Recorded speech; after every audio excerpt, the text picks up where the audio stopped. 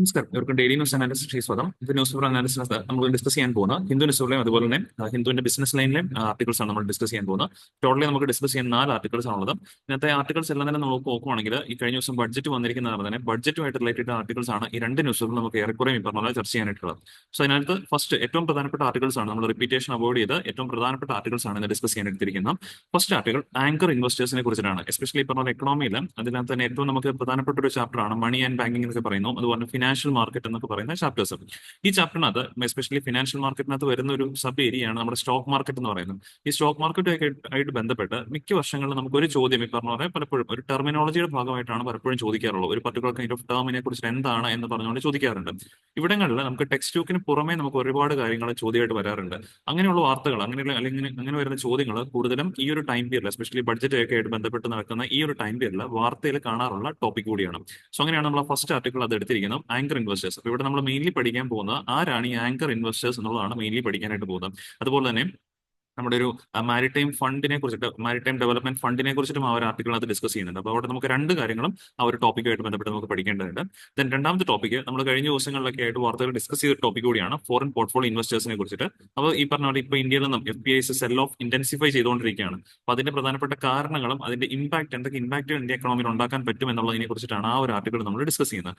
മൂന്നാമത് ഈ ശ്രം പോർട്ടലിനെ കുറിച്ചിട്ടാണ്. അതായത് അൺഓർഗനൈസ്ഡ് വർക്കേഴ്സിന്റെ ഡേറ്റ കളക്ഷനുമായിട്ട് ബന്ധപ്പെട്ട് ഗവൺമെന്റ് ലോഞ്ച് ചെയ്ത ഒരു പോർട്ടലാണ് ഈ ശ്രം പോർട്ടൽ. അപ്പൊ അതിന്റെ ഒരു അപ്ഡേറ്റഡ് ന്യൂസ് പുറത്തു വന്നിട്ടുണ്ട്. അപ്പൊ അതുമായിട്ട് ബന്ധപ്പെട്ട് നമുക്ക് പഠിക്കാനുണ്ട്. ദെൻ ഇൻകം ടാക്സ് ബെനിഫിറ്റിനെ കുറിച്ച്, അതായത് കൃത്യമായിട്ട് പറയുവാണെങ്കിൽ കഴിഞ്ഞ ദിവസത്തെ ആ ഒരു ബഡ്ജറ്റിനകത്ത് ഏറ്റവും പ്രധാനപ്പെട്ട പോർഷൻ ആയിരുന്നു ഇൻകം ടാക്സ് ബെനിഫിറ്റിനെ കുറിച്ച്. അതായത് ഇനി മുതൽ 12 ലക്ഷം രൂപ വരെയുള്ള ആൾക്കാരെ ഇൻകം ടാക്സിന്റെ പരിധിയിൽ നിന്ന് മാറ്റി നിർത്തിയിട്ടുണ്ട്. മാറ്റി നിർത്തുക എന്ന് പറഞ്ഞു കഴിഞ്ഞാൽ ഫസ്റ്റ് 4 ലക്ഷം രൂപ വരെ ഏൺ ചെയ്യുന്ന ആൾക്കാർക്കാണ് ഇൻകം ടാക്സ് അടയ്ക്കേണ്ട. എന്നാൽ 4 തൊട്ടിട്ട് 12 ലക്ഷം രൂപ വരെ ഒരു വർഷം ഏൺ ചെയ്യുന്ന വ്യക്തികളുണ്ടെങ്കിൽ അവർക്ക് ടാക്സ് മന്ത്ലി TDS ഒക്കെ പിടിക്കുന്നതാണെങ്കിൽ പിടിക്കും. പക്ഷേ ഫൈനൽ ടൈമിൽ നമ്മൾ ടാക്സ് ഈ പറഞ്ഞ പോലെ ഫയൽ ചെയ്യുന്ന സമയത്ത് ഈ പറഞ്ഞ നമ്മൾ പിടിച്ച amount completely if or income is less than 12 lakhs നമ്മൾ കളക്ട് ചെയ്ത ടാക്സ് കംപ്ലീറ്റ്ലി നമുക്ക് തിരികെ ഗവൺമെന്റ് റിബേറ്റ് ചെയ്ത് തരും എന്നുള്ളതും പറഞ്ഞിട്ടുണ്ട്. അപ്പോൾ ആ ഒരു ഇൻകം ടാക്സ് ബെനിഫിറ്റിനെ കുറിച്ചിട്ട് ഹിന്ദു ന്യൂസ് പേപ്പറിൽ ആർട്ടിക്കിൾ എഡിറ്റോറിയൽ പേജിലും ആർട്ടിക്കിൾ ഉണ്ടായിരുന്നു. അതുപോലെ തന്നെ നമ്മുടെ ഒരു ബിസിനസ് ലൈൻ ന്യൂസ് പേപ്പറിലും അതിനെ സംബന്ധിച്ച ആർട്ടിക്കിൾ ഉണ്ടായിരുന്നു. അപ്പോൾ ആ രണ്ട് ആർട്ടിക്കിളും ക്ലബ് ചെയ്തായിരിക്കും നമ്മൾ അവിടെ നാലത്തെ ടോപ്പിക്കിനകത്ത് ഡിസ്കസ് ചെയ്യുന്നത്. ദെൻ ഫിഫ്ത്ത് ടോപ്പിക്ക് ഈ ടോപ്പിക്കിൽ നിന്നും ഒരു പ്രിലിംസിന് MCQ സോൾവ് ചെയ്തായിരിക്കും സെഷൻ നമ്മൾ വൈൻഡ് അപ്പ് ചെയ്യുന്നത്. അപ്പോൾ നമുക്ക് ടൈം കളയാണ്ട് സെഷൻ സ്റ്റാർട്ട് ചെയ്യാം. സോ ഫസ്റ്റ് ആർട്ടിക്കിൾ ഇതാണ്, central with anchor investor for maritime development fund says minister Sonowal എന്നുള്ളതാണ് ആർട്ടിക്കിൾ ഹെഡ്ലൈൻ ആയിട്ട് ഇരിക്കുന്നത്. അപ്പോൾ ഞാൻ നേരത്തെ പറഞ്ഞ പോലെ ഇവിടെ നമുക്ക് രണ്ട് കാര്യങ്ങൾ പരീക്ഷയ്ക്കായിട്ട് പഠിക്കാനുണ്ട്. ഫസ്റ്റ് ആൻഡ് ഫോർമോസ്റ്റ് എന്താണ് ആങ്കർ ഇൻവെസ്റ്റേഴ്സ്, അല്ലെങ്കിൽ ആരെയാണ് നമ്മൾ ആങ്കർ ഇൻവെസ്റ്റർ എന്ന് വിശേഷിപ്പിക്കുന്നത്, ഈ ഒരു ടോപ്പിക് ആദ്യം പഠിക്കും.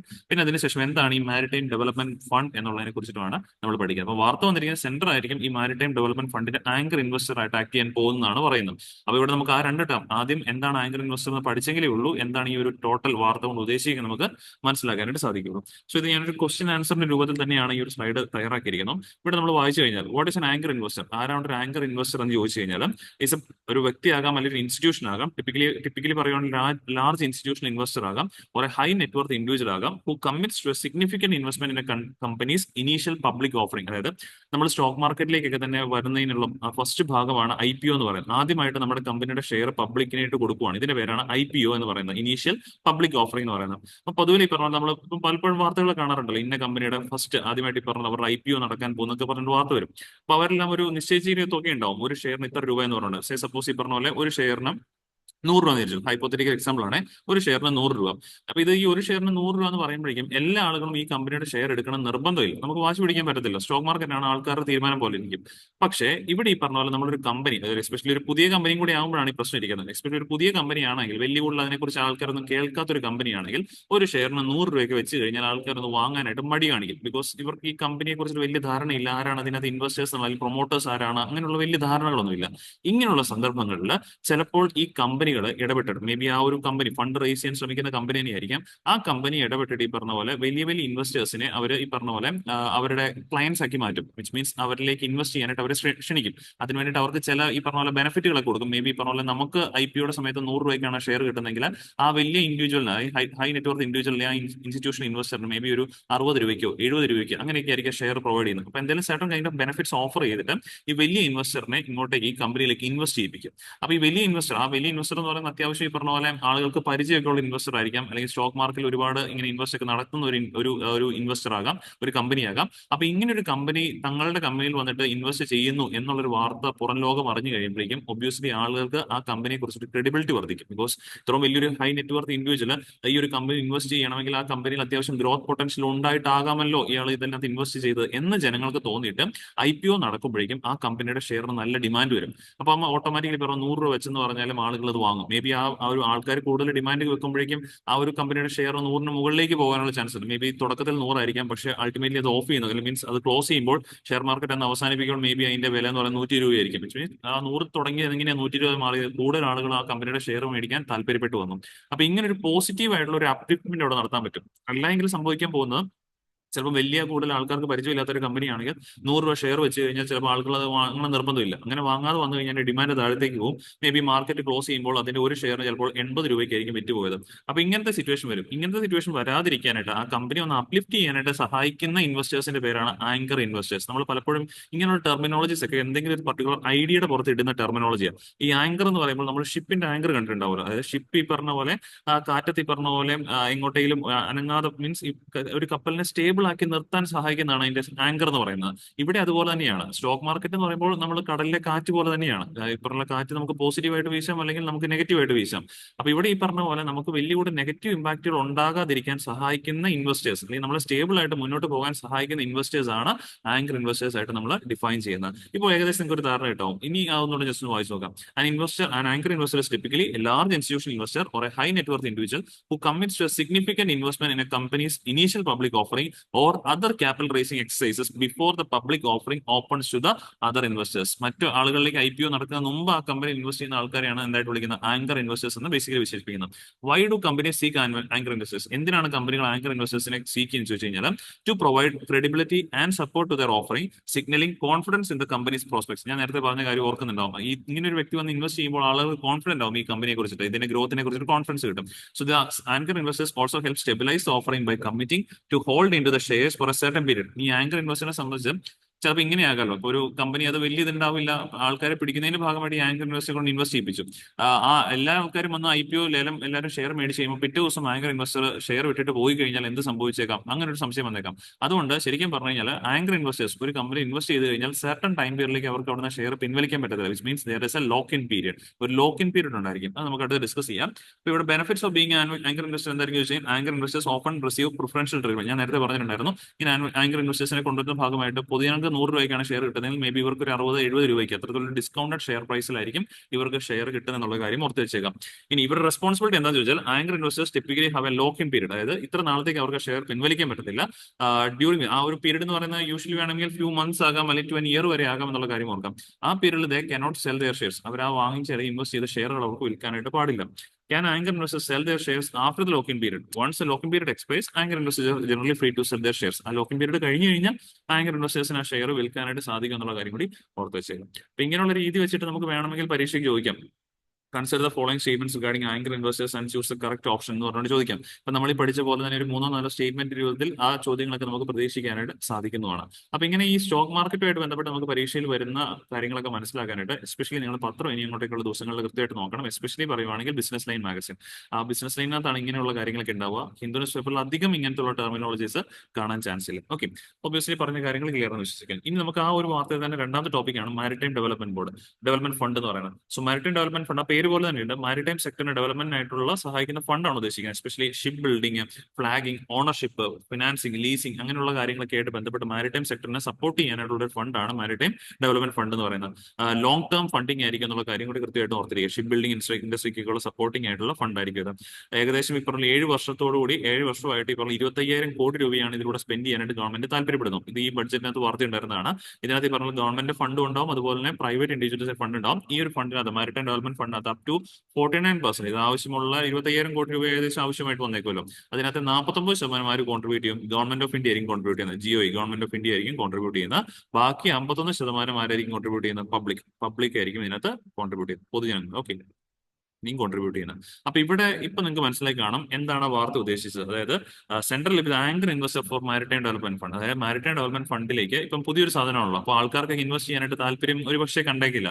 അപ്പൊ ഇവിടെയാണ് ഗവൺമെന്റ് ആങ്കർ ഇൻവെസ്റ്റർ ആയിട്ട് വരുന്നത്. ഗവൺമെന്റ് ഇനീഷ്യലി കൊണ്ട് ഒരുപാട് ഫണ്ട് ഇറക്കും. അപ്പോൾ ഗവൺമെന്റ് ഇനീഷ്യലി ഫണ്ട് ഇറക്കുന്നു എന്ന് കണ്ടു കഴിഞ്ഞാൽ ജനങ്ങൾക്ക് വിശ്വാസമാകും, അതുവഴി ജനങ്ങളാണെങ്കിൽ മറ്റ് ബാക്കിയുള്ള ഫണ്ട് റിലീസ് ചെയ്യിക്കാനായിട്ടുള്ള സാധ്യത വളരെ കൂടുതലാണ്. അതാണ് വാർത്ത. നമ്മൾ അതിനകത്തെ പോയിന്റുകൾ മനസ്സിലാക്കി കഴിഞ്ഞാൽ വാർത്ത നമുക്ക് പെട്ടെന്ന് പിടികിട്ടാനായിട്ട് സാധിക്കും. Okay, so that's all. അത്രയാണ് ആ ഒരു ആർട്ടിക്കിളിനകത്ത് ഉണ്ടായിരുന്നത്.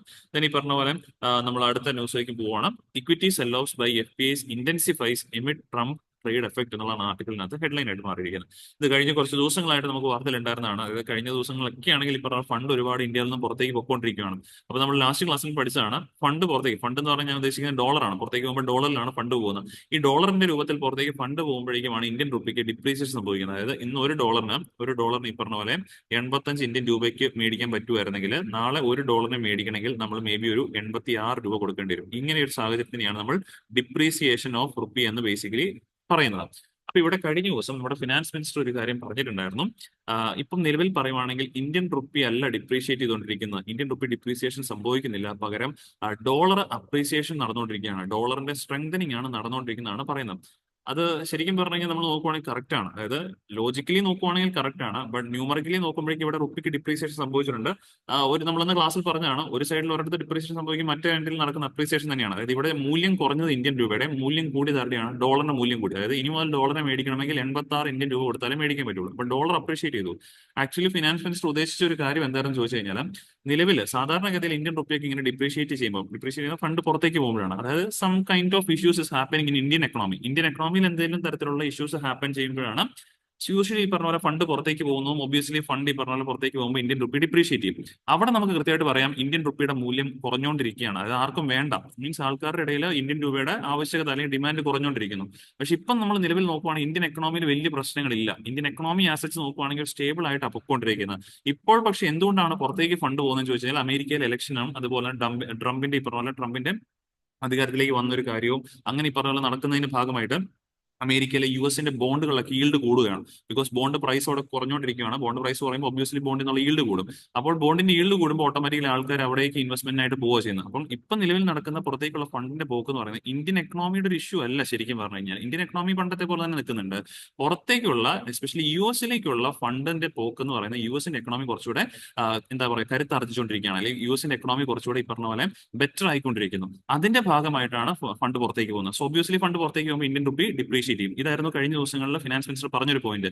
ഇന്ത്യൻ റുപ്പിക്ക് ഒന്നും സംഭവിക്കുന്നില്ല. നിലവിൽ ഈ പറഞ്ഞ പോലെ അമേരിക്കൻ ഡോളർ സ്ട്രെങ്തൻ ചെയ്തുകൊണ്ടിരിക്കുകയാണ്. അത് ആക്ച്വലി പറയുവാണെങ്കിൽ കറക്റ്റ് ആണ്. ബിക്കോസ് ഇന്ത്യൻ രൂപയുടെ കാര്യത്തിൽ പറയുവാണെങ്കിൽ ഈ ന്യൂമറിക്കൽ ടേംസിൽ നോക്കുമ്പോൾ ഡിപ്രീസിയേഷൻ വരുന്നുണ്ട്. പക്ഷെ ലോജിക്കൽ ടേംസിൽ നോക്കുമ്പോൾ ഇന്ത്യൻ എക്കണോമി എന്ന് പറയുന്ന ആ സ്റ്റേബിൾ ആസ് ബിഫോർ ആയിട്ട് നിൽപ്പുണ്ട്. അമേരിക്കൻ എക്കണോമിയുടെ കുറച്ചുകൂടെ സ്ട്രെങ്തൻ ആകുന്നതാണ് ഇപ്പോൾ കറന്റ് ഈ ഇഷ്യൂ ആയിട്ട് നമുക്ക് പറയാനായിട്ട് സാധിക്കുന്നത്. എനിവേ ഇങ്ങനെ സംഭവിക്കുമ്പോൾ വരുന്ന പ്രശ്നം എന്താണെന്ന് ചോദിച്ചാൽ, നമ്മുടെ ഇമ്പോർട്ട് ബില്ല് വീണ്ടും വീണ്ടും വർദ്ധിക്കും. ബിക്കോസ് നോർമലി തിയറട്ടിക്കലി പറയുവാണെങ്കിൽ റുപ്പി ഡിപ്രീഷിയേറ്റ് ചെയ്യുമ്പോൾ ആളുകൾ ഇമ്പോർട്ട് കുറയ്ക്കും. പക്ഷെ നമ്മുടെ ഇമ്പോർട്ട് അത്ര കുറയ്ക്കാൻ പറ്റത്തില്ല. Because we are importing mostly necessary items ആണ്. നമുക്ക് എസെൻഷ്യൽ ആയിട്ടുള്ളവയാണ് നമ്മൾ കൂടുതൽ ഇറക്കുമതി ചെയ്യുന്നത്. കോള്, ഇലക്ട്രിസിറ്റി പ്രൊഡക്ഷന് വേണ്ടിയിട്ട്, ഇവിടുത്തെ വാഹന ഗതാഗതത്തിന്റെ ഭാഗമായിട്ട് ക്രൂഡ് ഓയിൽ നമ്മൾ ഇമ്പോർട്ട് ചെയ്യുന്നുണ്ട്. അതുപോലെ തന്നെ ഗോൾഡ് നമ്മൾ ഇമ്പോർട്ട് ചെയ്യുന്നുണ്ട്. ഈ വസ്തുക്കളൊക്കെ തന്നെ ഈ പറഞ്ഞ പോലെ നമ്മളിവിടെ എസെൻഷ്യൽ ആയിട്ട് ഇൻവെസ്റ്റ്മെന്റ് ഒക്കെ ആയിട്ടാണ് ഗോൾഡ് പലപ്പോഴും കാണാറുള്ളത്. അതുകൊണ്ട് തന്നെ നമുക്ക് വില കൂടിയാലും ഇല്ലെങ്കിൽ ഈ സാധനം നിരന്തരം ഇറക്കുമതി ചെയ്തുകൊണ്ടേ ഇരിക്കണം. അപ്പൊ അതിന്റെ ഭാഗമായിട്ട് എസ്പെഷ്യലി ഡിപ്രീസിയേഷൻ സംഭവിക്കുമ്പോൾ നമ്മുടെ ഇമ്പോർട്ട് ബില്ല് വളരെയധികം വർദ്ധിക്കാൻ ഇടയാക്കും. അത് നമ്മുടെ ബാലൻസ് ഓഫ് പേയ്മെന്റിലെ ടോട്ടൽ ഡെഫിസിറ്റിലേക്ക് പോകാനുള്ള സാധ്യതയുണ്ട്. അങ്ങനെ വന്നു കഴിയുമ്പോഴേക്കും RBI കറക്റ്റ് ചെയ്യുന്നതിന്റെ ഭാഗമായിട്ട് മാർക്കറ്റിൽ റിലീസ് ചെയ്യുമ്പോൾ ഡോളർ റിലീസ് ചെയ്യേണ്ടി വരും. സോ നമ്മുടെ ഫോറിൻ എക്സ്ചേഞ്ച് റിസർവ് ഡിപ്ലീറ്റഡ് ആകാനായിട്ടുള്ള ചാൻസസ് ഉണ്ട് എന്നുള്ള കാര്യം ഓർത്തിരിക്കാം. അപ്പൊ ഇപ്പം കറന്റ് ഈ പറഞ്ഞ പോലെ എന്താണ് ഇന്ത്യൻ എക്കണോമിയിൽ, അത് മീൻസ് എന്തുകൊണ്ടാണ് ഫണ്ട് പുറത്തേക്ക് പോകുന്നത് ചോദിച്ചു കഴിഞ്ഞാൽ, US ബോണ്ടിന്റെ ഈൽഡ് കൂടുന്നതുകൊണ്ടിട്ടാണ്. US ബോണ്ടിന്റെ ഈൽഡ് എന്ന് പറയുന്നത് ഈക്വൽ ടു ബോണ്ടിൽ നിന്ന് കിട്ടുന്ന interest rate divided by bond price ആണ് ഇതിന്റെ ഫോർമുല എന്ന് പറയുന്നത്. ഇതിനകത്ത് ബോണ്ടിൽ നിന്ന് കിട്ടുന്ന ഇൻട്രസ്റ്റ് റേറ്റ് എന്ന് പറഞ്ഞാൽ ഫിക്സഡാണ്. ബോണ്ടിന്റെ ഇൻട്രസ്റ്റ് റേറ്റ് മാറത്തില്ല. പക്ഷെ അവിടെ മാറുന്ന എന്താണ്? ബോണ്ടിന്റെ പ്രൈസ് മാറിക്കൊണ്ടിരിക്കും. അപ്പൊ പ്രൈസുമായിട്ടും ഈൽഡുമായിട്ടും ഇൻവേഴ്സ് റിലേറ്റഡ്. അതാണ് നമ്മൾ എഴുതുന്ന ബോണ്ടിന്റെ ഈൽഡ് എന്ന് പറയുന്നത് ഡയറക്ട്ലി ഓപ്പറേഷൻ 1 ബോണ്ട് പ്രൈസ് എന്ന് പറയുന്നത് ഇൻവേഴ്സ് റിലേറ്റഡ് ആണെന്ന് പറയുന്നത്. അപ്പൊ ഇവിടെ ബോണ്ട് ഈൽഡ് കൂടുന്നു എന്ന് പറയുമ്പോഴേക്കും നിലവിൽ എന്താ സംഭവിച്ചിട്ടുണ്ട്? ബോണ്ടിന്റെ പ്രൈസ് കുറഞ്ഞുകൊണ്ടിരിക്കുക. ബോണ്ടിന്റെ പ്രൈസ് നിലവിൽ കുറയുന്നു.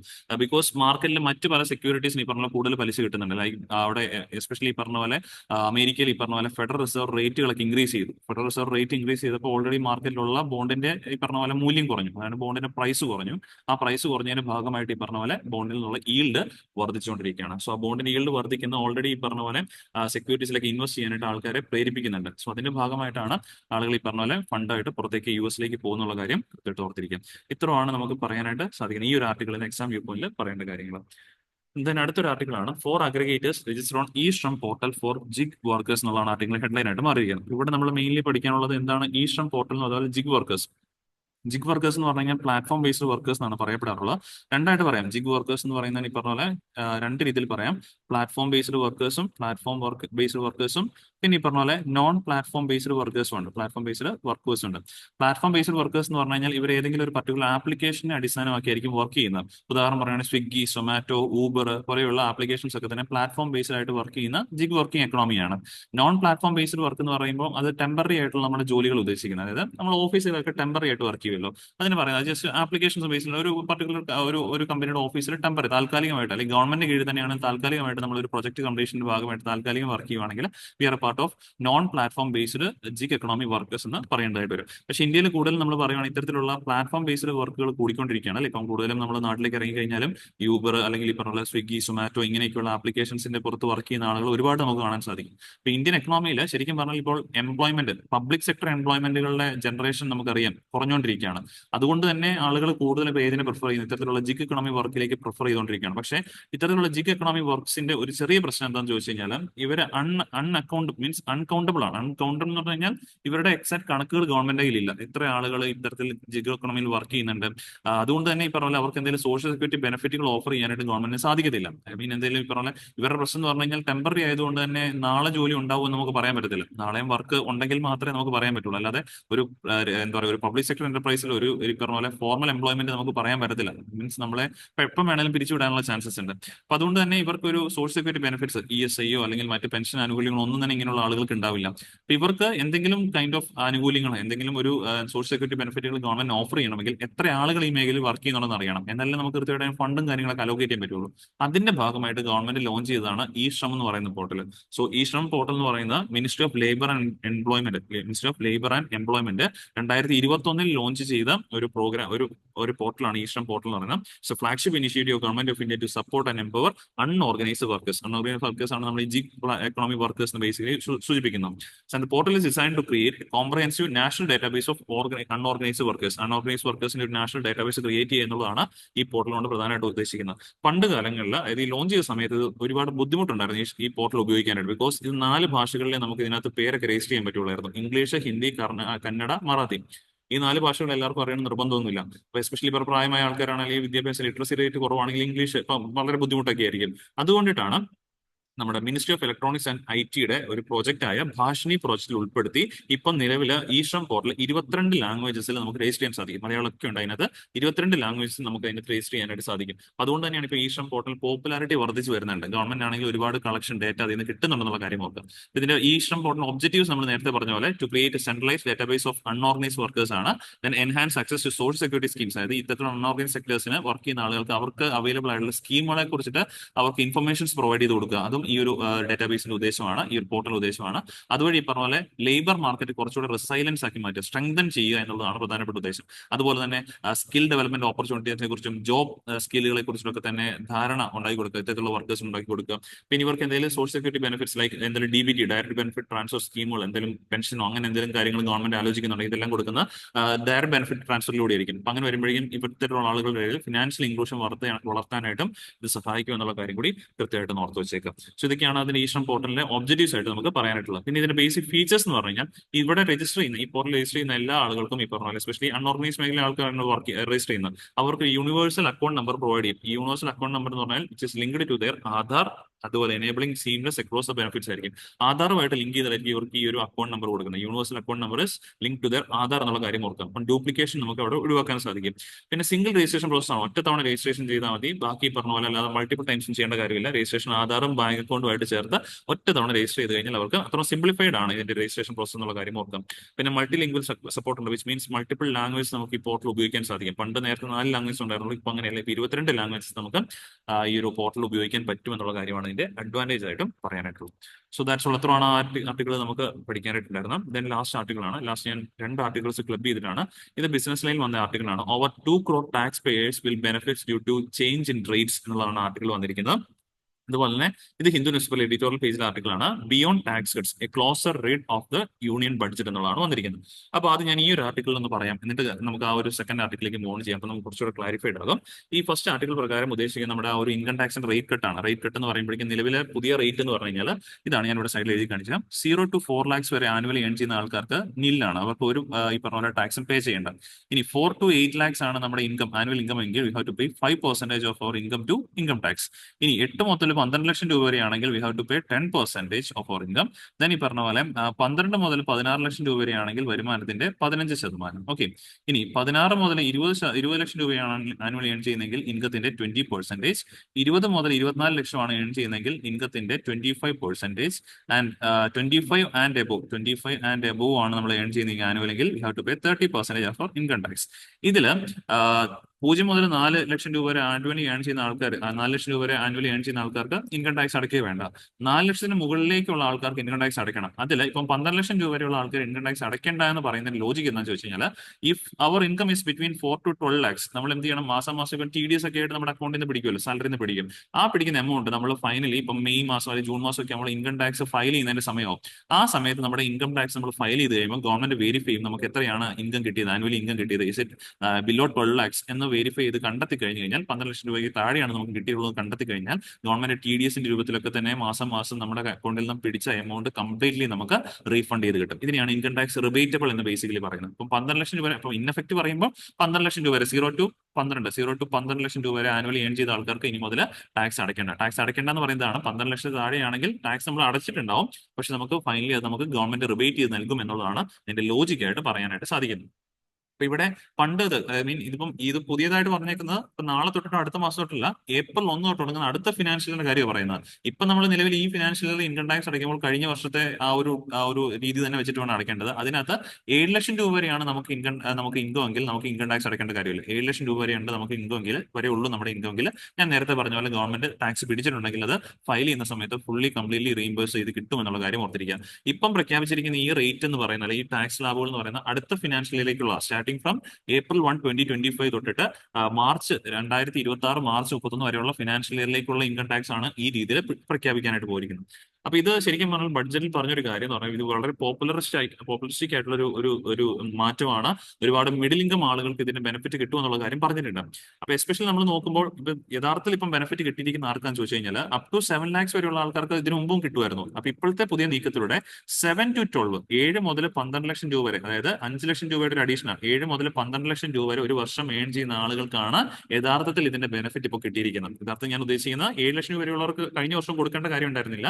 ഇപ്പോൾ എക്സ്ട്രാ പറയുവാണെങ്കിൽ 12 ലക്ഷം രൂപ വരെയുള്ള ആളുകൾക്കും കൂടെ കൊടുക്കേണ്ട കാര്യമില്ല. അതാണ് എഴുതിയിരിക്കുന്നത്. Over 2 crore tax payers will benefit due to the change in rates എന്ന് ബേസിക്കലി പറയുന്നത്. ഏകദേശം 2 കോടി ആളുകൾക്ക് ഇതിന്റെ ബെനിഫിറ്റ് കിട്ടിയേക്കുമെന്നാണ് സർക്കാർ ഇവിടെ സൂചിപ്പിക്കുന്നത്. ഇവിടെ 12 ലക്ഷം എന്ന് പറയുമ്പോൾ എഫക്റ്റീവ്ലി 12,75,000 വരെ വരും. അതായത് 75,000 രൂപയുടെ ഒരു എക്സ്ട്രാ ഗവൺമെന്റ് ഇതാക്കുന്നുണ്ട്. അപ്പൊ എഫക്റ്റീവ്ലി പറയുമ്പോൾ 12,75,000 രൂപ വരെയുള്ള സാലറി ആളുകൾക്ക് ഇതിന്റെ ബെനിഫിറ്റ് കിട്ടിയേക്കുമെന്നാണ് പറയുന്നത്. ഓക്കെ.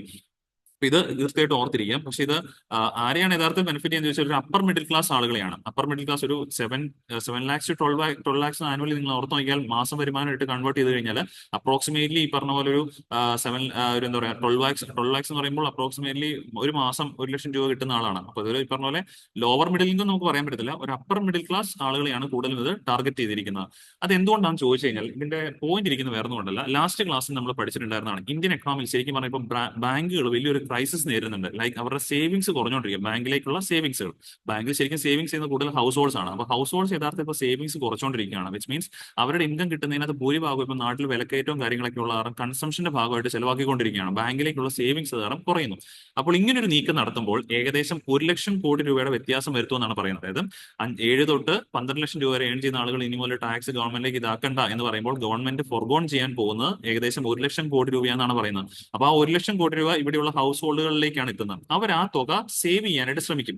എസ്പെഷ്യലി നമ്മുടെ നാട്ടിൽ സേവിങ്സ് കൂടുതൽ നടത്തുന്ന ഈ മിഡിൽ ക്ലാസ് ആൾക്കാരാണ് കൂടുതൽ സേവ് ചെയ്യുന്നത്.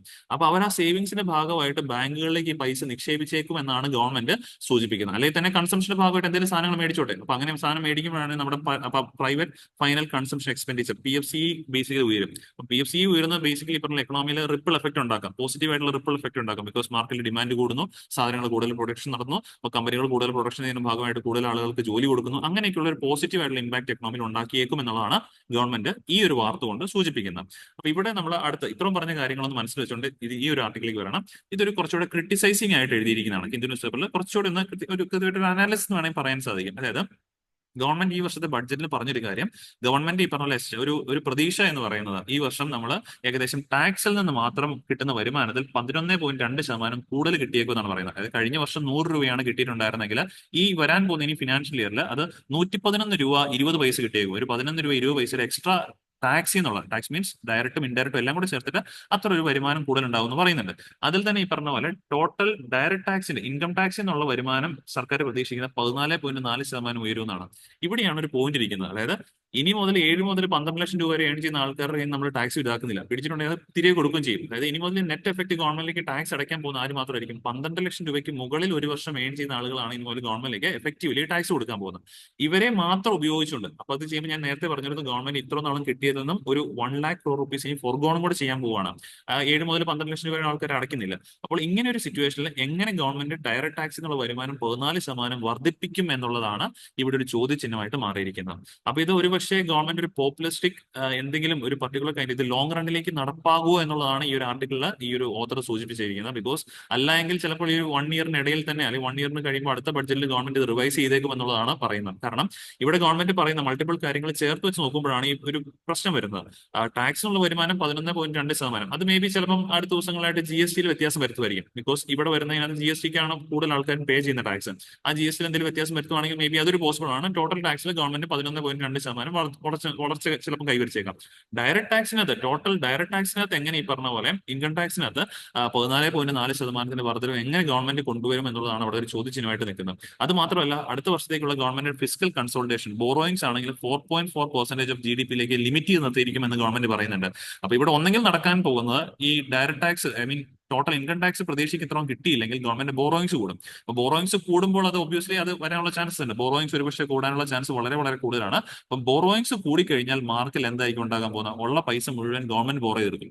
മാർക്കറ്റിൽ ഗവൺമെന്റ് ബോറോ ചെയ്യാൻ വന്നു കഴിഞ്ഞാൽ ഗവൺമെന്റ് ആയിരിക്കും കൂടുതൽ പ്രിഫറൻസ്. ബിക്കോസ് ഗവൺമെന്റിന്റെ കാര്യത്തിൽ സെക്യൂരിറ്റി കൂടുതലായതുകൊണ്ട് ആളുകൾ കൂടുതൽ കടം ആർക്ക് കൊടുക്കും? ഗവൺമെന്റ് കൊടുക്കും. അപ്പൊ ഗവൺമെന്റ് ഉള്ള ഫണ്ട് മുഴുവൻ കൊടുത്തു കഴിഞ്ഞാൽ it can lead to crowding out effect in the economy. അത് നമ്മൾ കൃത്യമായിട്ട് അറിഞ്ഞിരിക്കണം. ക്രൗഡിംഗ് ഔട്ട് എഫക്ട് ഉണ്ടാക്കാൻ ചാൻസ് ഉണ്ട്. എന്താണ് ക്രൗഡിംഗ് ഔട്ട് എന്ന് ചോദിച്ചു കഴിഞ്ഞാൽ ഇവിടെ ഫണ്ട് മുഴുവൻ ഗവൺമെന്റ് കളക്ട് ചെയ്ത് പോയി കഴിഞ്ഞാൽ പ്രൈവറ്റ് എന്റർപ്രൈസസിന് ഫണ്ട് കിട്ടാതാവും, അവർക്ക് ഇൻവെസ്റ്റ് ചെയ്യാൻ പൈസ കിട്ടാതാവും. അങ്ങനെ വന്നു കഴിയുമ്പോഴേക്കും ഈ പറഞ്ഞ ഇൻവെസ്റ്റ് ചെയ്യാൻ പൈസ ഇല്ലാന്ന് കണ്ടു കഴിഞ്ഞാൽ പിന്നെ ഇന്ത്യയിൽ ഇൻവെസ്റ്റേഴ്സ് ആരും നിൽക്കത്തില്ല. അവർ പുറത്തേക്ക് അവർക്കൊരു സേഫ് ആയിട്ടുള്ള സ്ഥലത്തേക്ക് അവർ രക്ഷപ്പെട്ടു പോകാനുള്ള ചാൻസ് വളരെ വളരെ കൂടുതലാണ്. ഇതിന് പറയുന്നവരാണ് ക്രൗഡിംഗ് ഔട്ട് ഫിനോമിന എന്ന് പറയുന്നത്. നേരെ തിരിച്ച് ഇവിടെ നല്ലൊരു ബിസിനസ് അന്തരീക്ഷമാണെന്ന് കണ്ടു കഴിഞ്ഞാൽ കമ്പനികൾ തിരിച്ച് ഇങ്ങോട്ട് വരും. ഇതിന് പേരാണ് ക്രൗഡിംഗ് ഇൻ ഫിനോമിന എന്ന് പറയുന്നത്. ഇത് തന്നെയാണ് നമ്മൾ പലപ്പോഴും ഫ്ലിപ്പിംഗ്, റിവേഴ്സ് ഫ്ലിപ്പിംഗ് എന്ന് പറയുന്നത്. ഫ്ലിപ്പിംഗ് എന്ന് പറയുന്നത് ഇവിടുന്ന് ഒരു ക്രൗഡിംഗ് ഔട്ടിന്റെ ഫിനോമിനയാണ്. ക്രൗഡിംഗ് ഔട്ട് വരുമ്പോൾ സംഭവിക്കുന്നതാണ് ഫ്ലിപ്പിംഗ്. ഇവിടുന്ന് കമ്പനികൾ പുറത്തേക്ക് പോകുന്നു. റിവേഴ്സ് ഫ്ലിപ്പിംഗ് എന്ന് പറയുന്നത് ഇവിടുന്ന് പുറത്തേക്ക് പോയ കമ്പനികൾ തിരികെ നമ്മുടെ അടുത്തേക്ക് വരുന്നതിനാണ് റിവേഴ്സ് ഫ്ലിപ്പിംഗ് എന്നും സൂചിപ്പിക്കുന്നത്. അപ്പൊ ഇങ്ങനെയുള്ള കുറച്ച് കാര്യങ്ങൾ ഇതിനകത്ത് പറയുന്നുണ്ട്. ഇതിനകത്ത് ബേസിക് ആയിട്ടുള്ള കാര്യങ്ങൾ തൊട്ട് നമ്മൾ ഡിസ്കസ് ചെയ്തു. ഈ ഒരു ആർട്ടിക്കിളിനകത്ത് മെയിൻലി പറയുന്ന ഈ ഒരു പോയിന്റ് ആണ് എങ്ങനെ ഗവൺമെന്റ് ബോറോയിങ്ങിനെ ഇങ്ങനെ നിലനിർത്തി കൊണ്ടിട്ട് കൂടുതൽ ടാക്സ് എന്നുള്ള വരുമാനം ഒരുപക്ഷെ നല്ല രീതിയിൽ കുറയാനുള്ള ചാൻസ് ഉണ്ട്. അപ്പൊ എങ്ങനെ ഗവൺമെന്റ് ഇത് സസ്റ്റെയിൻ ചെയ്യും എന്നുള്ളതാണ് കൂടുതലായിട്ടും ഈ ഒരു ആർട്ടിക്കിളിനകത്ത് ഓതർ ചോദിച്ചിരിക്കുന്നത്.